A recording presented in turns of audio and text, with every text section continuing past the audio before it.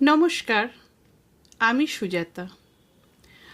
আজ আমার এই গল্পটি যদি আপনারা আমার YouTube channel Thoughts of Mind by Sujata থেকে দেখে থাকেন, তাহলে অবশ্যই চ্যানেলটিকে লাইক করবেন, কমেন্ট করবেন এবং সাবস্ক্রাইব করবেন।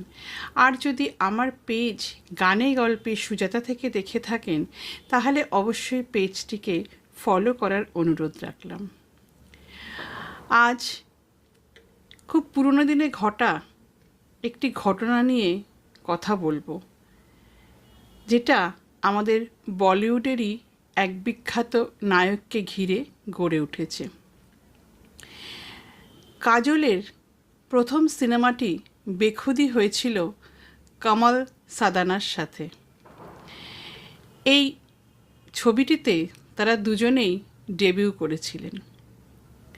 কমল সাদানার জীবনটা শুরু ছিল কিন্তু স্বপ্নের মতো, কিন্তু ভয়াবহ বাস্তব তার সব তোলপাড় করে দিয়েছিল।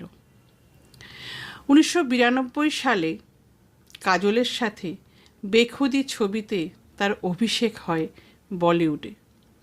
তবে তার 2 বছর আগেই এক ভয়ঙ্কর বিপর্যয় ঘটে যায় তার জীবনে। জন্মদিনে, তার যখন 20তম জন্মদিন, সেই জন্মদিনেই তিনি চোখের সামনে পুরো পরিবারকে শেষ হয়ে যেতে দেখেছিলেন। নেশাগ্রস্ত অবস্থায় কমলের বাবা একে একে গুলি করেন তার স্ত্রীকে, মেয়েকে, এরপর গুলি চালান ছেলের ওপরে, অবশেষে নিজের ওপরও গুলি চালিয়ে দেন। অলৌকিকভাবে বেঁচে যান কমল সাদানা। সেই মুহূর্তে তার গলায় গুলি লাগলেও আশ্চর্যজনকভাবে কোনো গুরুত্বপূর্ণ অঙ্গ কিন্তু ক্ষতিগ্রস্ত হয়নি। গলা ভেদ করে বেরিয়ে গিয়েছিল এই গুলিটি। বর্তমানে 54 বছর বয়স তার, কিন্তু এখনও তিনি সেই দগদগে ক্ষত মনের মধ্যে বয়ে বেড়াচ্ছেন। তিনি বলেন, যখন আমি হাসপাতালে মা বোনকে নিয়ে ছুটছি, তখনও বুঝিনি আমি গুলিবিদ্ধ হয়েছি। ডাক্তাররা দেখে বলেছিল, গুলি তো তোমারও লেগেছে। হাসপাতালে নেওয়ার পরে দেখা যায় গুলি তার গলা ভেদ করে পাশ দিয়ে বেরিয়ে গেছে।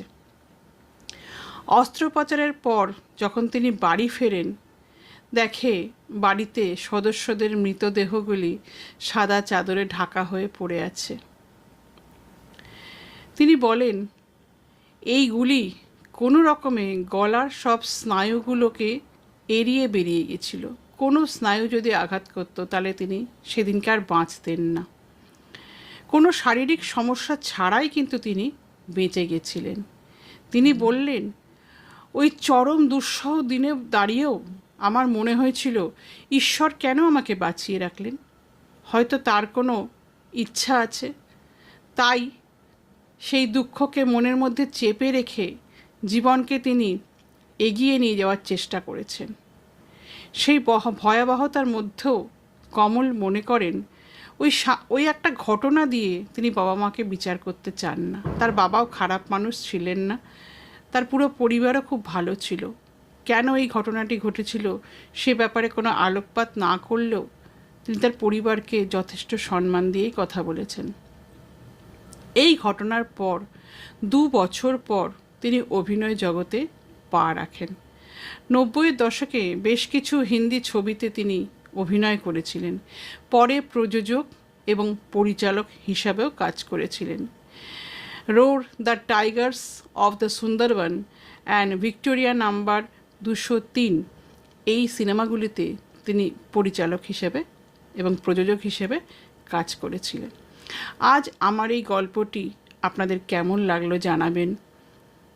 আশা করি খুব শিগগির দেখা হবে নতুন কোনো গল্প, নতুন কোনো অজানা অচেনা ঘটনা নিয়ে।